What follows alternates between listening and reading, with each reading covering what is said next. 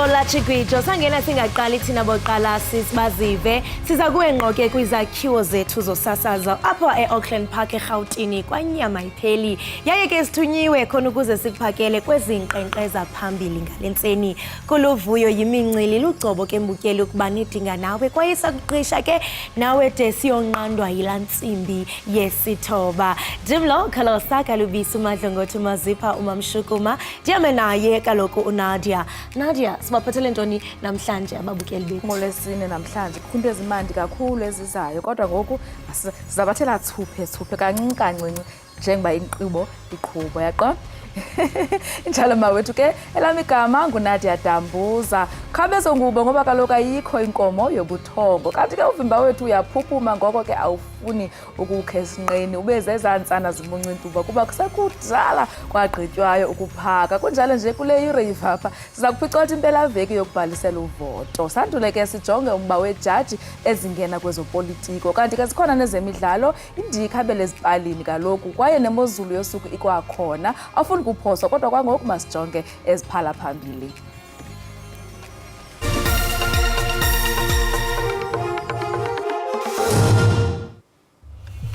Umongameli Cyril Ramaphosa uthi uMzantsi Afrika ufake isicelo kwinkundla yehlabathi ezobulungisa iICC ukuba iphande ngohlaselo lwelizwe laseSirayeli eGaza.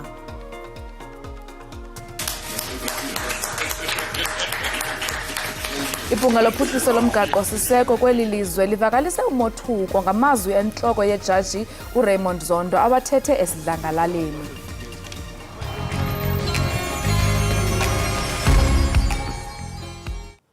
Iphunga lophuhliso lomgaqo siseko kweli lizwe livakalise umothuko ngamazwi entloko yejaji uRaymond Zondo abathethe esidlangalaleni oku kuzemva kwengxoxo nalapho uZondo evakalise uluvo lwakhe kwimixholo emininzi equka umba wokutshutshisa lowo wayesakuba ngumongameli uJacob Zuma. Inhloko yamajaji uRaymond Zondo usethole ukugxekwa ngokuphawula kwakhe kwakamuva esidlangalaleni njengoba umkhandlu wokuthuthukiswa komthethosisekelo kuleli ukholwa ukuthi uZondo akaziphathanga ngendlela efanele njengejaji.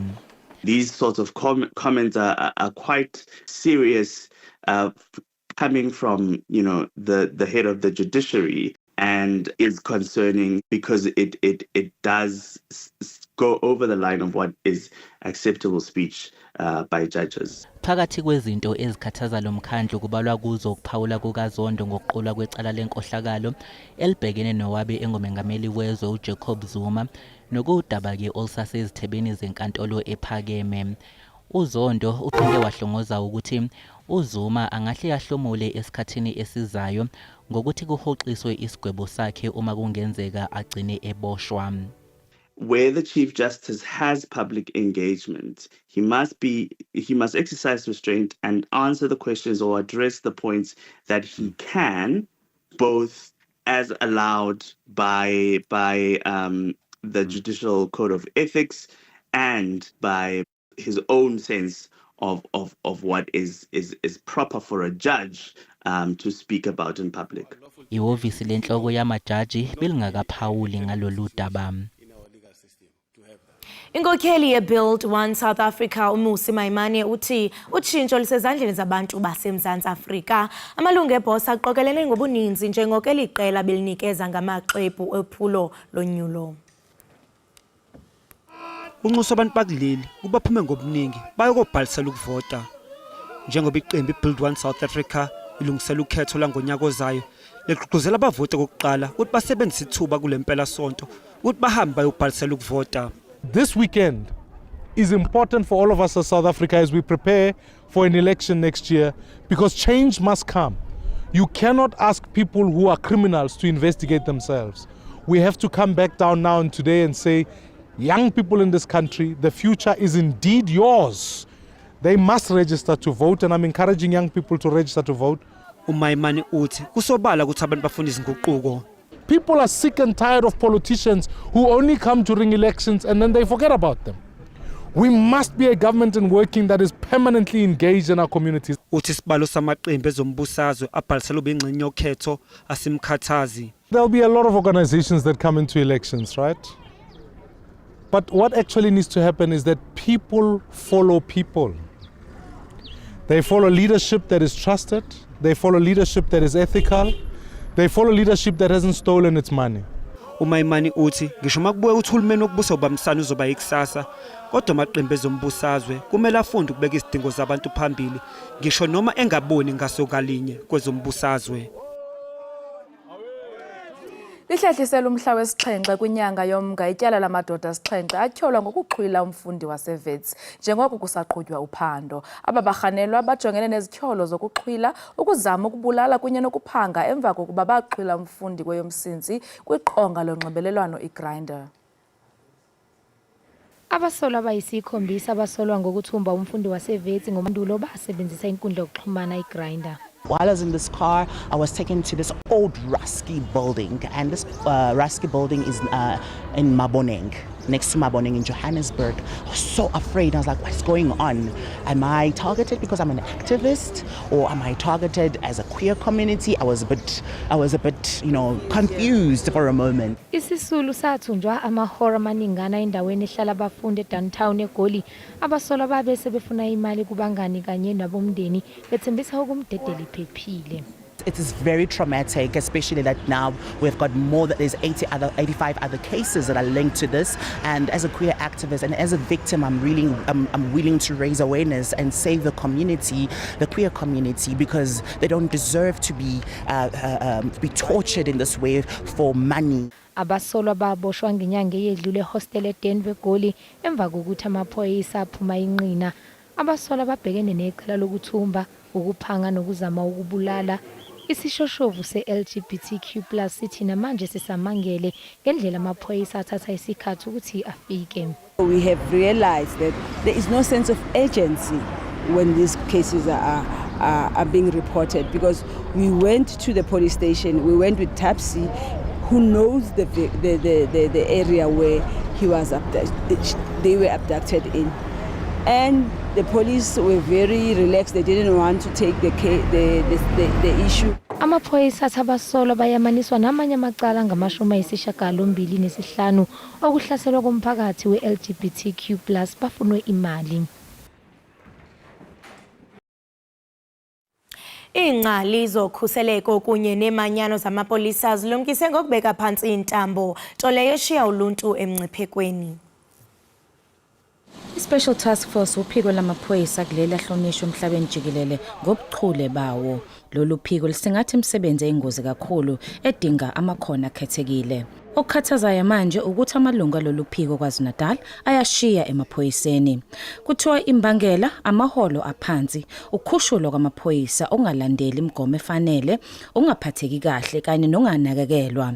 Inyunyana yamaphoyisa South African Police Union ithi kumalungu awu-53 sekusele 15. Sikhuluma nge-Special Task Force, sikhuluma nge-last line of defense, ngathi iphoyisa lethu lokugcina eliyithemba lethu lokugcina. Uma kuwukuthi sehambe lona sesithembele kubanike manje. Iningi lalamaphoyisa liqashwe izinkampani zonogada ezizimele ezibheka ukuqinisa ukusebenza kwazo. The people that we recruit are not people that we just look and say, hey, listen, you're a police member, you come here. So we look for the best, we look for the cream of the crop. Amaphoyisa athi amalungu asule emsebenzini akwenza lokho ngezizathu ezahlukene athi awakwazi ukunqanda abafuna ukushiya. Every year we continuously train and deploy members to specialized units. This is an ongoing process to ensure there is no vacuum in terms of deployment of specialized capabilities to address medium to high risk situations across the country. Inyunyana ithi umsebenzi wamaphoyisa umqoka kakhulukazi njengoba izigidi zabantu bakuleli sithembele kubo ukuze baphephe. Kwindaba ze-SABC Iindaba eThekwini. Mawethu sizwe ezo ke bezihamba phambili, kodwa ke kusekuninzi okuzayo kule Euro kwangoko sisasela amanzi.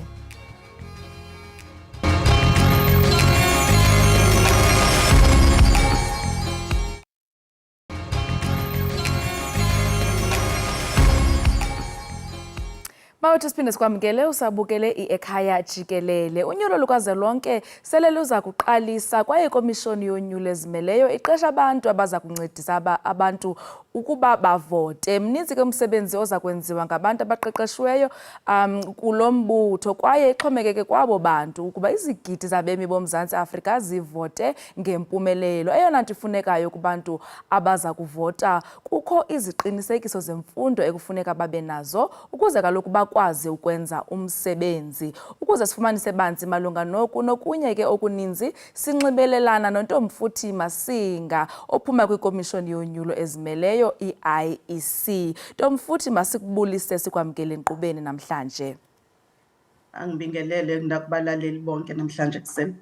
Sibulele kakhulu ngexesha lakho. Ungasichazela bangapha abantu abaqeshwe ikomishoni ezimeleyo neza kusingatha unyulo nanjengoko kuzawuvotwa kunyaka ozayo? Ikomishana eyimele isiqashe abantu abangaphezulu kuka-69,000 abazobe besebenza ezikhungweni zethu njengoba sobe sine registration weekend. Siye siqashe abantu abathathu kuleso naleso sikhungo. So bonke ke labantu sebeqashiwe, sebeqeqeshiwe, sebekulungela ukuthi bangayosebenza kuyikhungo zethu ngale weekend esiya kuyona. Ingabe ithini mhlambi icriteria ebekelwe aba bantu baqeshwe yiIEC? Niqesha abantu, nikhethe abantu abanjani?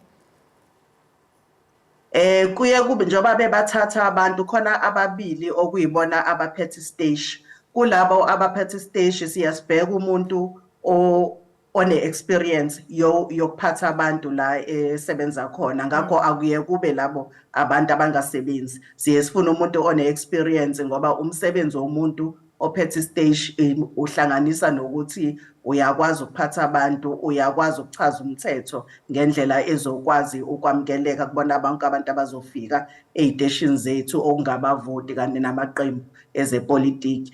Bese kuthi laba abanye ke abasizana nabo estation siye sifune nje abantu abano-matric abazokwazi ukwenza umsebenzi wasestation. Kufanele-ke ube kodwa isakhamuzi sase-South Africa, ube kwawena ukwi-voters roll, ubhalisele ukuvota ngoba ngeke ukwazi ukuphatha uhlelo lwento kwawena ongeke uzukwazi ukubamba iqhaza kulona. So kuye kubalulekile-ke ukuthi kube ilona leyo muntu ozosebenza, kube userejistile nanokuthi-ke awukwazi ukusebenzela u-IEC makuwukuthi unesikhundla eqenjini lezepolitiki noma uke waba nesikhundla kule minyaka ewu5 esiphelile manje. Lingakanani ixesha enithi nibaqeqeshe ngayo ukuze balungiselele ukhetho? Uthi umuntu esa-aplayela nje ukuthi azosebenza ka-IEC kune-test ayibhale embuza ngokuthi uyayazi i-commission, iyazi ukuthi simeleni nokuthi senzani.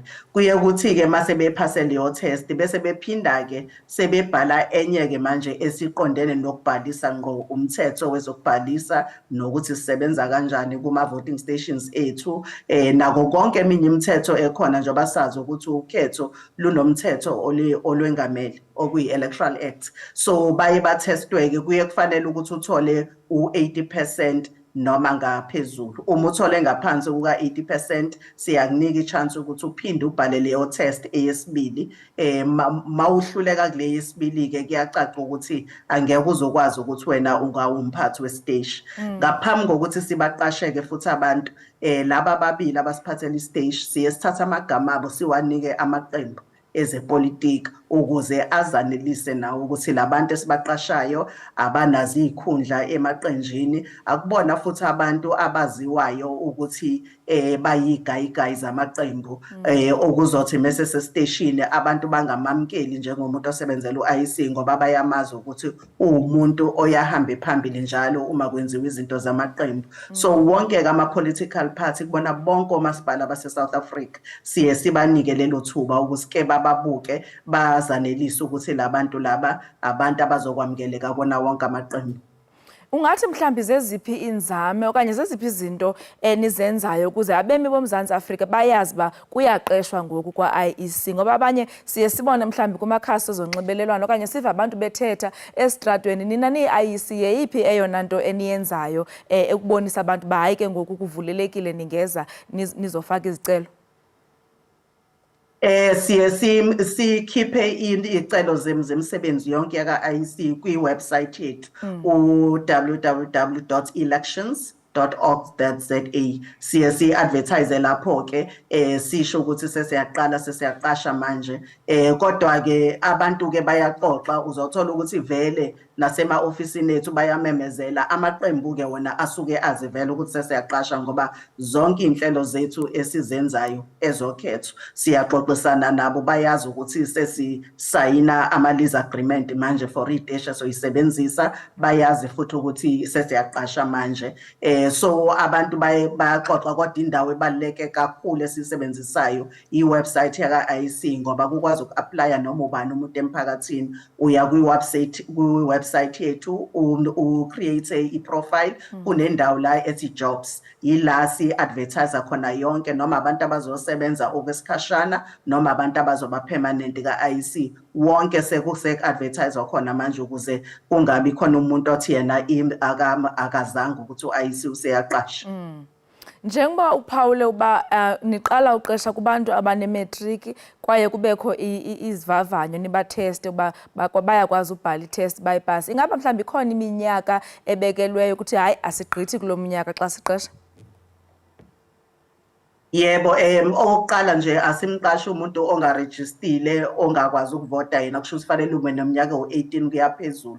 Bese kuthi-ke laba abasiphathela iy'teshi esifuna umuntu one-experience yokuphatha, siye sifuna ukuthi umuntu angabi ngaphansi kuka-26 years. So iyana mnyaka-ke esisebenza ngayo. Ngokudala asikho-ke ukuthi musuneminyaka engaka sikuqashi, kodwa siye sibhekelele ukuthi i-experience yakho izokwazi nokusisiza thina njengo-IEC.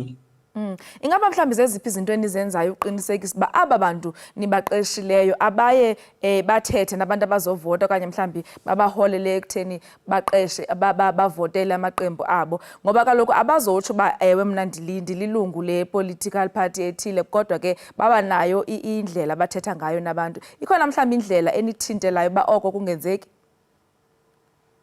Sinendlela-ke eyokusebenza. Mayefika umuntu estation, thina siwu-IEC okwethu ukuthi simbheke ukuthi usehlwini labavoti nokuthi uphethe i-ID yakhe noma i-smart card sakhe. Mese engene lapha kwi-ballot booth, i-staff saka-IEC asikhulumi naye. Siye simsize umuntu ofuna ukuvota makuwukuthi uyena ocela ukusiza, kodwa noma sisiza umuntu kusuke kukhona abamela amaqembu ey'teshini zonke esuke sisebenza kuzona. Masisiza umuntu basuke bekhona nabo besibhekile umuntu ukuthi simsiza ngale ndlela athe asimsize ngayo. So mawuthe wena mhlawumbe awukwazi ukubhala ucela ukungena nomuntu waka-IEC kuleli bhokisi esivotela kulona, kuye kuba khona abantu ababili abamela amaqembu ahlukene abazongena nomuntu waka-IEC ukuqinisekisa ukuthi umuntu methi u-X wakhe ufaka eceleni kwaleli qembu asishintshe thina. Ngakho zonke iy'nhlelo zethu zase-voting station kusuka siqale ekuseni kuze siyovala kusuke khona abantu abamela amaqembu abagadile ukuthi nathi sisebenza ka-IEC sisebenza ngendlela. Njengoba sizawuvota kulo nyaka uzayo, mhlawumbi ngakho sichazele ngezinto i-IEC ezawuzenza uqalela ngoku ukuyothi ga ngexesha lovoto. Makuqeda ukudlula le registration weekend siya kuyona, sizobe sesiqala-ke manje sesiqasha abantu abazosebenza kuma-voting stations. Ngoba siyazi ukuthi makuyi-registration kusebenza abantu abathathu kuphela, kodwa mase kuwukhetho kusebenza abantu abaningi kuma-voting station, bayafika nako-30. Kuyadependa ukuthi isiteshi leso esisebenza sodwa noma isiteshi la uthola ukuthi kunama-streams mhlampe azaba u-5 kule indawo ezinabantu abaningi. Sesiqedile-ke njengamanje ukusayina ama-lease agreement okuyinto esisayina nabanikazi bey'teshi esiyisebenzisayo ukuthi sazi ukuthi izobe zikhona. Sizobe sesiqala-ke futhi sesiqeqesha abantu, sesibaqeqeshela ukhetho-ke manje ngoba umthetho awufani owengamele ukubhalisa abantu nowengamele ukhetho uqobo lwalo. So yizo zonke izinto esizobe sizenza, asitrain abantu bethu kuphela, siphinde sitraine namaqembu ezepolitiki ukuze nawo akwazi ukuyotrain abantu bawo. abazobe begadile kuma voting stations. Siqeqesha abezokuphepha amaphoyisa ukuthi bawazi nabo umthetho owengamela ukhetho ukuze bakwazi ukusisiza. So ziningi izinto esizenzayo ke manje sesilungiselela ukuthi kushaya uMay ngonyaka ozayo. Sineziteshi esizoyisebenzisa, sine material yonke esidingayo, sinabantu abaqeqeshiwe abazosebenza ngoba siyazi ukuthi ukhetho lungaba noma inini phakathi kukaMay no-August. So thina njengo-IEC kufanele ngoMay sibe sesi-ready in case upresident ekhetha usuku oluseqaleni kuleli windi esinalo elizovuleka ngoMay ngonyaka ozayo. Wesisathetha ke ngokuqeqesha, uthetha ngokuqeqesha abantu babayazi babasebenza njani kunye namapolisa. Zeziphi mhlawumbe izinto ongathi usichazele ngazo enizawuqinisekisa uba amaphepha awalahleki, ngoba kwiminyaka edlulileyo sike seva kuthiwa hayi i-ballot papers zilahlekile, zifunyenwe zilahlwe esigangeni. Zeziphi izinto enizakwenza niqinisekise uba kulo nyaka uzayo azenzeki into ezinjalo? Kunezinto eziningi esesilungisile ngaphakathi kwa-IEC, kodwa ngiqale ngokuchaza ukuthi masibala ku-IEC wase South Africa sibala khona voting station sibhekwe abantu abamela amaqembu. So ama results ethu aphuma voting station. Kuye kwenzeke kwesinye isikhathi uthola ukuthi mase siqedile sekunama results, mase sithutha impahla yethu sesibuyisela ema-ofisini, uthola ukuthi mhlambe khona ewayo abantu bese behlangana nayo. Asikuthandi ke lokho ngoba kuye kwenze isithombe, abanye abantu baze bacabanga ukuthi lawo ma-ballot box awabalwanga, asuke esebaliwe vele, asuke seyobekwa. So akukho okungashintsha mase sibalile ngoba amaqembu asuke senawo lawo ma results, sebethathe nezithombe zawo, singasakwazi ukuthi sishintshe. So ngokwe training ke abantu bethu mase ba trainer bonke namaphoyisa, siyasiqinisekise ukuthi umthetho bayawazi nokuthi bayiqikelela impahla yethu njengo-IEC ukuze kungadaleki isithombe esingeke sibe sihle emphakathini. Ndisicela sibuyele kancinci kwaba bantu baqeshelwe ukuncedisa kwezovoto. Ingaba mhlambi bangasebenza ne-IEC kunyulo abo bantu bakhe babanjwa babanjelwa amatyala bukrelemnqa ingakumbi owokweba kunye nezorhwaphilizo? Ngiyawujabulela kakhulu leyo mbuzo Nata ngoba akugcini ngokuthi sinike amaqembu ezepolitiki ukuthi azanelise ukuthi labantu bamkelekile kubona. Siyasebenza nezokuphepha zezwe ukuqinisekisa ukuthi labantu abanawo amacala abawenza angenza ukuthi bangamngeleki emphakathini, phecelezi lawo ekuthiwa ama-Schedule 1 offences. Njoba siya kwi-registration weekend manje sithe sesiqedile sabatrain abantu kwase kubuya ama-reports aqhamuka kwezokuphepha ashoyo ukuthi cha lo muntu wake waboshwa or wagwetshwa egotshela icala eliwu-Schedule 1. Makunento enjalo siye sibeke singakuqashi ngoba iform yethu yoku-aplayela umsebenzi iyakubuza ukuthi uke wagwetshwa yini amacala anzima. Mawusikhohlisile wathi cha siyakwazi ngoba sithatha ama-ID numbers siwabanike ezokuphepha bezwe bese beyabuya ama-reports asitshene. Makuthola abantu abanjalo sibe bese siyabayikisa, sifuna abanye abantu ngoba basuke sebephula umthetho ngokuthi basikhohlise bangasitsheni. Sizokwenza futhi lokho noma sesiya kuma-elections ukuthi bonke abantu laba bazosiphathela iy'teshi sibahambisa amagama abo ukubheka ukuthi abanawo yini amacala abake bawenza bagwetshwa.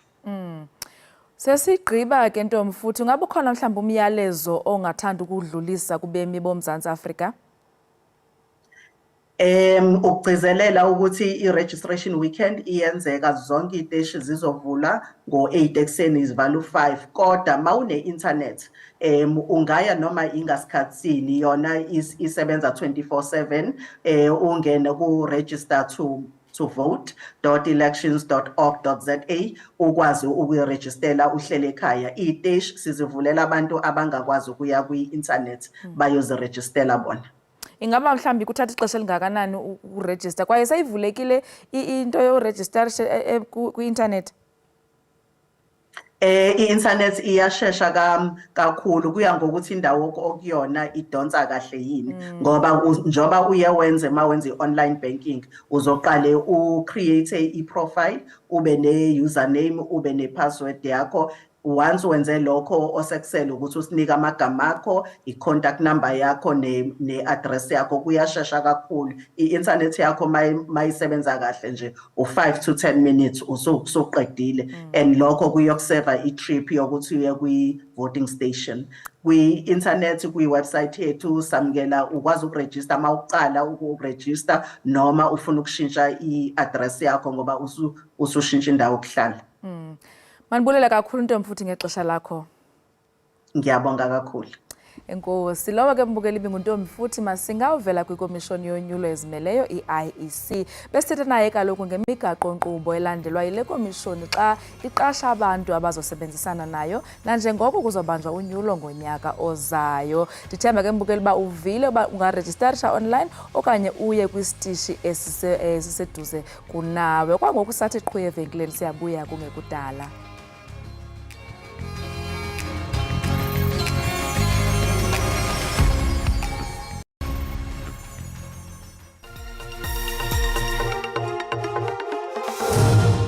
Ukanti uritse khofaditse oxenche uwongwe ngewonga lobuqhawe kwidolophu yakowabo iThabanchu eFreystata. Oku ke kuza emva kwempumelelo yamabhokobhoko yendebe yehlabathi kwelaseFrance. Thabanchu is known as a place of small beginnings but mighty endings. And that's what this is. Oxenche Ritsukfaditse started from humble beginnings in one of our villages, Mokoena village. And here he is, a world champion. And that is the message, that you do not let your circumstances define who you are or where you'll end up. And we are trying to rebuild and reignite that spirit in our nation. It really means a lot. It shows, I know I grew up in Thabanchu and we didn't watch rugby. We didn't even know anything about rugby. But for the mere fact that it shows that so many people have actually come out to it and come to support it. It's an absolute honor. And I've come home a lot of times. I never got this welcome. So for me, it's a massive. I feel blessed. It feels amazing.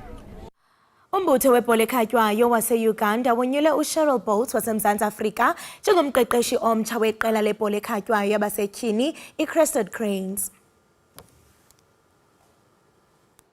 Sheryl Bolt takes on her new role with immediate effect, and the South African's resume is impressive. She is a former head coach of the South African under-20 women's national team. She also was head coach of the SAFA Girls Soccer Academy in Pretoria.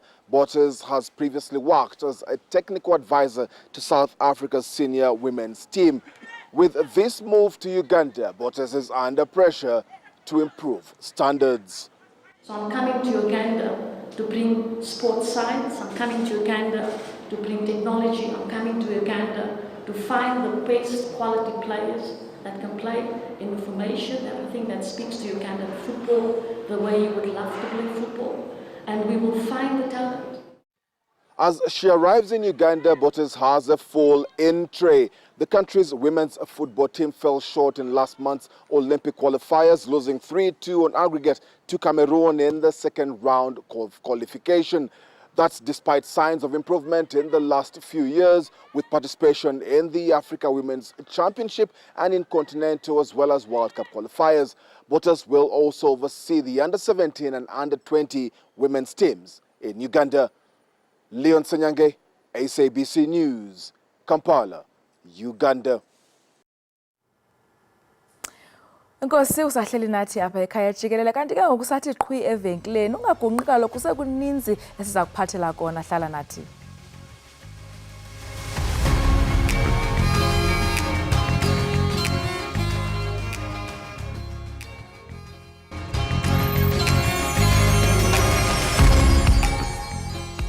Enkosi kakhulu mbukeli we-Ekhaya Jikelele ngokuba usahleli nathi. Ibhunga elijongene nokuhlonitshwa komgaqo-seko kweli lizwe iCASAC liphume phandle ligxeka izimvo ezenziwe yijaji eyintloko uJaji Raymond Zondo. uJaji Zondo ke ebenentetho kwelinye ijelo losasazo apho ebehlomla ngenkuthazo ye-arhente zogcino-mthetho ukuba zihlangabezane nezindululo zengxelo yekomishoni yolawulo lwamandla karhulumente engusihlalo wayo.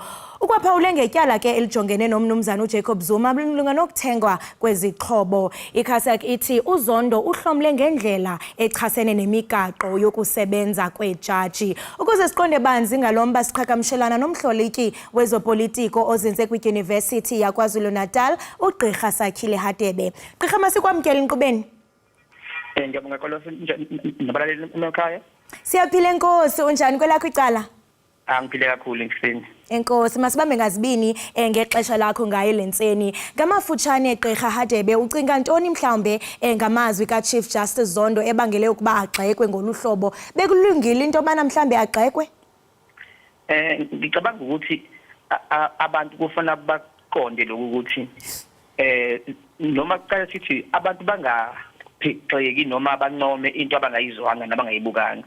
Nginisebenzisa abantu abaningi abagxeka uJaji Zondo abazange baze bazinike isikhathi sokuyibuka i-interview yakhe ukuthi utheni ade kwenze njani.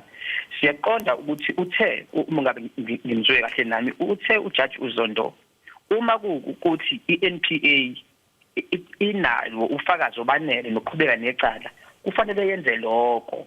Futhi lokho kusho ephendula umbuzo ade ubhekiswe kuye uthi njengoba executive imkhiphile ngeremission icelile elidlule, so kusikhona isidingo sokuthi aphinde aboshwe futhi uma kuwukuthi vele executive ayimdingi ejele. And uZondo uthi thina as judiciary sizomshushisa thina, it's up to executive ukuthi yenza njani. So la clearly ukhlonisile uphakathi executive ne-judiciary.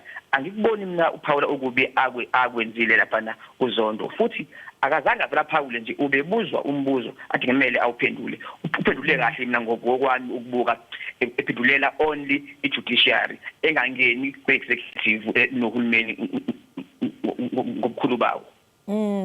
Kuyavakala Gqirha Hadebe njengokusisho into yobana abantu ababoni ngasonya, abona babona ngathi ngenene bekumele bekanti uyagxekwa kuba bengamemelanga. Ngeyiphi mhlambe indlela bekufanele uphendule ngayo ukuze acuphe ukuphawula kwakhe njengenhloko yejaji? Ngicabanga ukuthi mina umbuzo uphendule kahle ngoba futhi uma umbheka usho lokho phela uthi ukuthi kunecala kufanele kushushiswe. Vele it's a matter of principle. If there's evidence, then there should be prosecution.